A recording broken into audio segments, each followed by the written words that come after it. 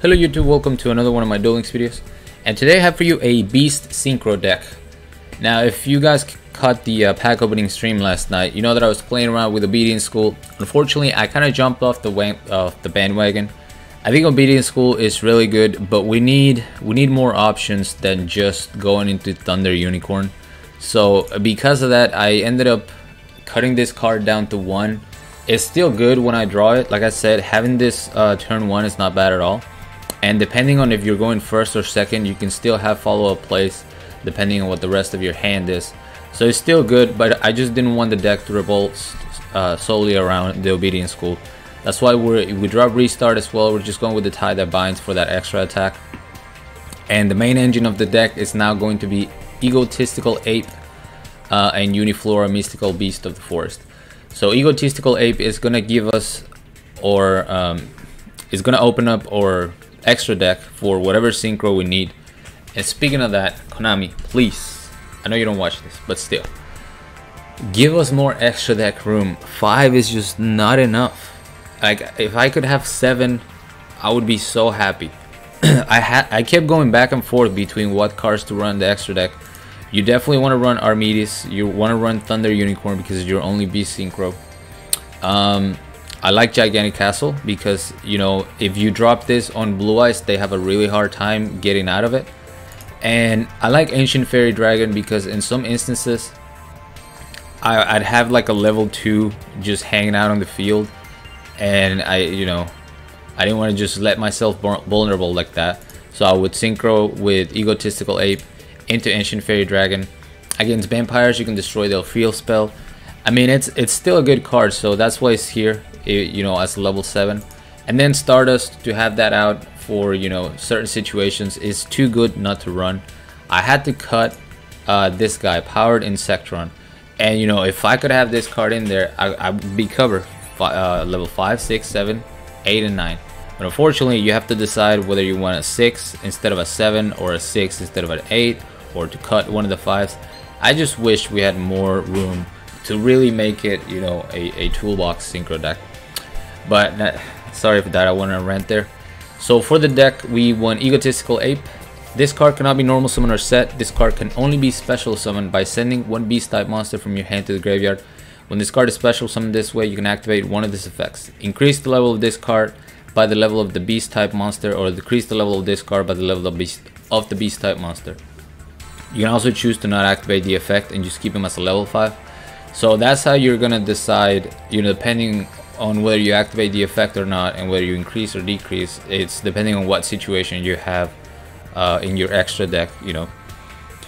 But the basic play is you wanna discard something like Kalantosa or a Sea Koala, and then bring back that monster with either Uniflora or Bambi. We'll just call him Bambi, and then you can go for your synchro plays. If you bring back a Kalantosa, you get to destroy a card. So the deck has some power there, but you know, it's still not super strong. 3 Uniflora. If all monsters in your graveyard are beast type, you can trigger this card, special summon one beast type monster from your hand or graveyard, except Uniflora, Mystical Beast of the Forest, but it cannot attack this turn. So whatever you summon cannot attack. That's why you want to summon something that has utility, like Destruction with Kalantosa, or, you know, you can reduce your opponent's attack to 0 using Sea Koala, and then you synchro summon so that that monster that you're summoning can actually attack. So there, you know, there's a lot of things you can do with Uniflora once you have your graveyard set up. Kalantosa already went over. If this card is special summoned by the effect of a beast type monster, you can target one card in the field, destroy that target. Bambi can summon any level 2 or lower beast type monster in your graveyard except itself by discarding one card. So we have another means of special summon, but because we have to discard a card, that's why I'm only running 2 as opposed to you know, 3, and I have the 3 Uniflora. The 2 Sea Koala, really good if you can switch your opponent's monster attack to 0 and then go into something like Armidis, where you know, they can't stop the attack. A lot of times that's going to give you lethal, so I like this card. Like I said, with Obedience School, you want to pick 1 Bambi, 1 Uniflora, and then any of the level 2, and then you can go into your level 5. Thunder Unicorn, which once per turn during your main phase, you can select one face-up monster your opponent controls. It loses 500 attack for each monster you control until the end phase. During the turn this effect is activated, no other monsters can attack except this card. So not the greatest, but it does give you that option with Obedience School. For the back row, we have 2 enemy controllers. Because of Obedience School and because we can summon a lot of little monsters, Econ Take is a big play in this deck, so that's why we run the 2. 1 Drowning Mirror Force in case I don't want to overextend at the beginning of the duel, or you know, I want to keep my hand for a better play. You can set the Drowning Mirror Force and hopefully survive that turn. And then 3 Palisadoe Canadia. I still think this is the best trap in the game. Changed my mind, but let's go get into this replays. Sorry for the kind of long explanation, but there were some cards that most of you are not going to be familiar with because Beast has never really been in the meta like that. So this replay was actually from last night. If you didn't catch the stream, you missed it. I recommend you go see the live one. My reaction was priceless, I think. So I saved it so that, you know, all of you guys can see it, because from the beginning I thought we'd lost. We're going second. We're still running restart here. And then we see Tristan go Field of Warriors. Turn 1, Bujin Yamato into Ties of the Brethren. Not only that, he's going to search a Bujingai Crane, and he's going to put a turtle in the graveyard. So I was like, okay, we lost. Like, there's nothing I can do. But I have my guy see Koala, and I was like, okay, if I can activate Koala's effect and without him using the turtle, then I win the game. And sure enough, I'm going to summon my Egotistical Ape by sending a level 2, so I'm going to decrease the level by 2. That way I have a level 5 Synchro play. And when I activate my Koala effect and I see that he doesn't do anything, I purposely targeted the Bujin Arasuda because he felt like the most expendable one. So I was like, okay, maybe he won't activate the turtle to protect it because he wants to protect Yamato and Mikasuchi. So he doesn't activate the effect. I go into our Armades, and once this card declares an attack, your opponent can't do anything. No traps, no monster effects, nothing. So even though he has a Crane in hand, even though he would probably, you know, he could have like a Sinew in the graveyard, not activate anything. So we just kill him since he lowered himself to 2000 by using that Ties of the Brethren.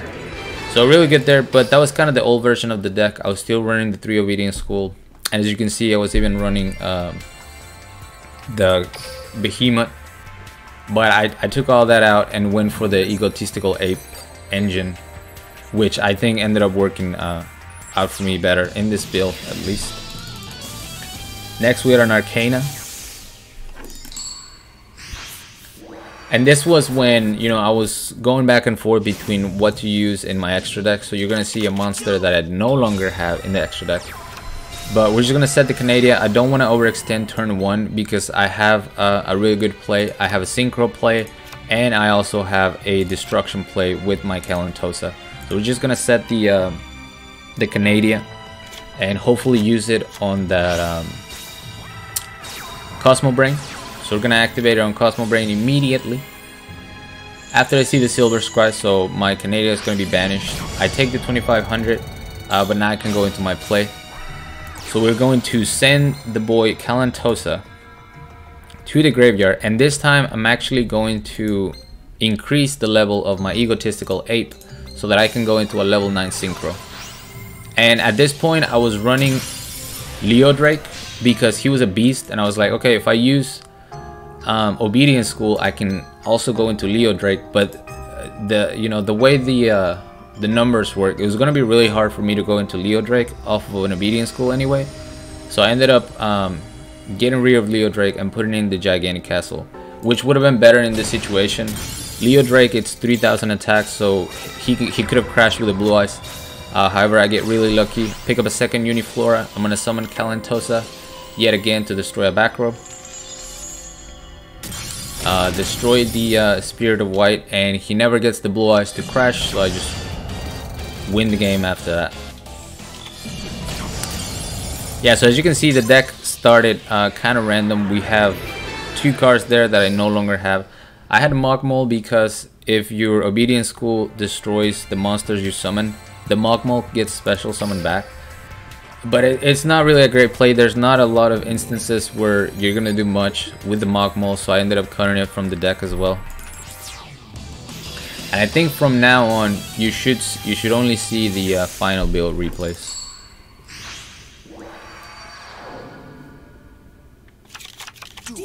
We have Drowning Mirror Force going first. I don't want to overextend, so I'm just gonna set the Drowning Mirror Force and hope that I don't lose. Now, granted, my opponent misplayed here very badly by adding Vampire Crimson instead of going for the more standard Vampire Grace play. So at that point, you know, I was very confident that after he didn't summon the Vampire Grace that I was going to be able to win this duel. Especially because I'm gaining huge advantage right here by sending 3 monsters back into the deck, obviously. I'm going to use my Egotistical Ape and go into Ancient Fairy. So because I used the other Egotistical Ape, I couldn't add the levels or subtract them, so I just had to go for the Ancient Fairy. And that's the kind of scenario of, and you know, and because of that scenario is why I want to keep Ancient Fairy around.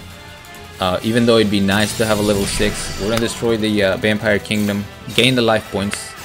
Samurai Skull is gonna get to the grave, but that's pretty much all they can do. I pick up a Uniflora, so I'm gonna be able to destroy that back row. Now I can go for the Econ Tech because my my Calantosis is useless there. So that's the power of, you know, having that enemy controller to dispose of those little monsters once you've used their effects. Pretty easy win, but kind of a big throw by my opponent, you know, by not going for the more standard Grace play, but I'll take that. You can only duel who's in front of you, so not my fault they misplay. Alright, next we have a Yami Yugi. Once again, we're going first. I don't want to overextend, so I'm just going to set my Paleozoic Canadia. Use it in the breaker right away before it gets destroyed. And he only sets 1 card, so we are going to decrease the level of my Egotistical Ape once again by 2 because of the Sea Koala that I sent to the grave. If the monster was in attack mode, I could bring the Koala back and, you know, lower the attack to 0, but because it's face down, I'm just gonna go into Armades and set my second Canadia. So he does have a Canadia of his own, which is a little bit unfortunate, but at least I picked up a second Canadia, so I'm gonna be able to protect my Armades from this Vision Hero Witch Raider. Luckily for me, he did not have the mass change, and from this point on, I'm pretty much in control. Armades is gonna destroy the Witch Raider. We're gonna hit him for 1200. Wind Up Juggler. It's another. This is why Armades is so good. I kind of skipped over this. If this card attacks or is attacked, so your opponent cannot crush into or crash into Armades to activate things like Silent Magician summoning level 8, to activate Wind Up Juggler, to activate any of the DD monsters that banish. So they're pretty much screwed, and that's why he had to just opt for destroying the Canadia. I pick up an Obedience School, so I'm going to I'm going to activate my Bambi, send that dead Obedience School to the graveyard to special summon my Sea Koala, reduce the attack of Wind Up Juggler to 0, and I have perfect lethal with my little monsters and my Armades. That's why I love Sea Koala. You know, instead of trying to have cards that are gonna boost my monster, why not just have something that's always gonna make whatever, you know, whatever monster I want go to 0 attack. So that's why even though we don't have, you know, great attack, 3000, 3100 is kind of the most attack that the deck can put out. Having that monster, it's really clutch. So I kept it at 2. I was running it at 1 at some point, but I like it too much. Here we're going up against Silent Magician Crystal Beast.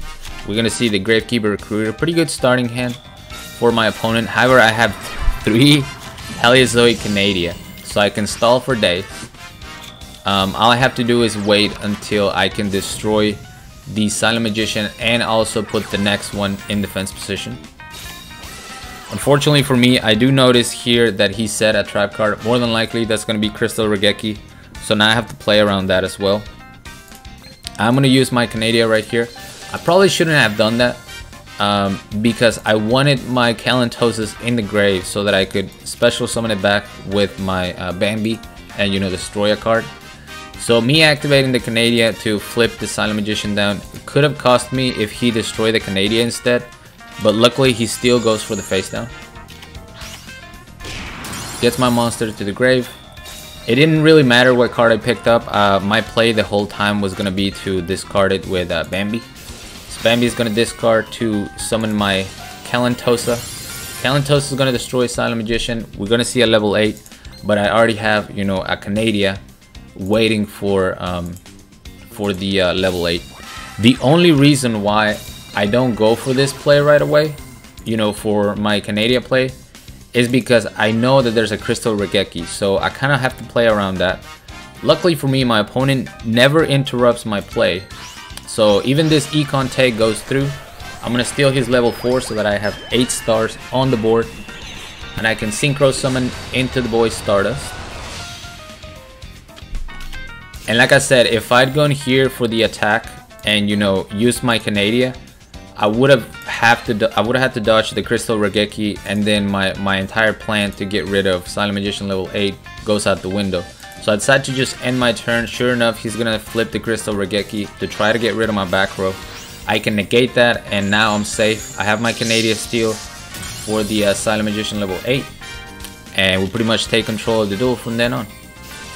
We're gonna summon a second Canadia in case there's a Kuribo or something on the hand.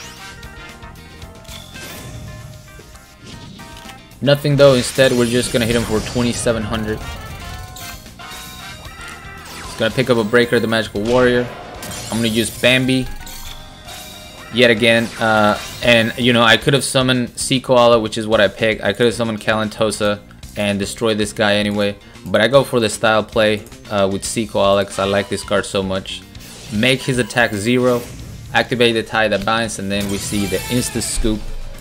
So this deck was a lot of fun, even though, you know, it's not going to be the strongest. I don't expect Beast to be meta, at least not this build. If someone else, you know, figures out some god tier deck, I'd be really happy, because Beasts are fun, man. They've been trying to, you know, have their place in Yu-Gi-Oh for a long time, or in Duel Links for a long time, and we're finally getting there. It's a legitimate synchro toolbox, kind of like Sylvan's were at the beginning, and the more synchros we get, the better this deck is going to be. So I'm really happy overall. This deck was a ton of fun. That's gonna be it for me though. Thank you guys so much for watching. As always, like, comment, and subscribe if you want. Join my Discord if you haven't. The link will be down in the description, along with my PayPal link if you guys want to support my channel, support my content. I really appreciate that. And till next time.